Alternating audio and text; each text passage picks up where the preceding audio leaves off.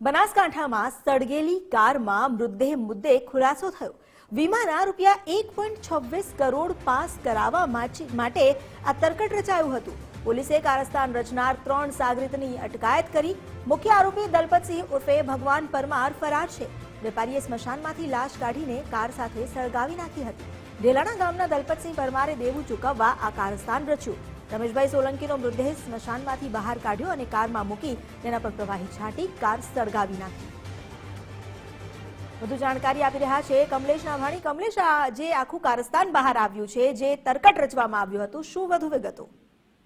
જી બિલકુલ, વાત કરવામાં આવે તો કહી શકાય કે થોડા દિવસ અગાઉ જે વડગામ તાલુકાના ધનપુરા નજીક એક કારમાંથી એક કહી શકાય કે એક મૃતદેહ મળી આવ્યો હતો। જો કે આ બાબતની જાણ વડગામ પોલીસને થતા વડગામ તાત્કાલિક ધોરણે ત્યાં પહોંચી હતી અને તપાસ હાથ ધરી હતી। તપાસની અંદર ચોંકાવનારો ખુલાસો બહાર આવ્યો છે, જેની અંદર કહી શકાય કે વડગામ તાલુકાના ઢેલાણા ગામના દલપતસિંહ ઉર્ફે છે તેમને 1.26 કરોડની જે તેમના ઉપર લોન લીધેલી હતી અને લોન કહી શકાય કે ન ભરવા માટે કરીને કારસ્તાન રચ્યું હોય તેવું સામે આવ્યું છે। જેની અંદર વડગામ તાલુકાના ઢેલાણા ગામના જે છે તેમને દેવું ચૂકવવા માટે કરી અને એ બધું આખું કારસ્તાન રચ્યું છે। જેની અંદર 1 કરોડનો જે કહી શકાય કે તેમનો અકસ્માત મૃત્યુ વીમો હતો અને 26 લાખનું LIC નું પ્રીમિયમ જે હતું તે કુલ મળીને 1.26 કરોડનો જે વીમો પાસ કરવા માટે કર્યું હતું। જેમાં ઢેલાણા ગામના મૃત્યુ પામેલા રમેશભાઈ તલસીભાઈ સોલંકીનો જે મૃતદેહ હતો તે તેમને સ્મશાનમાંથી બહાર કાઢી અને ત્યાં કારમાં મૂક્યો હતો અને કાર ઉપર કેમિકલ છાંટીને તેને સળગાવી દીધી હતી। એટલે કહી શકાય કે જે આની અંદર જે સામેલ જે 3 લોકો હતા તેને અત્યારે પોલીસે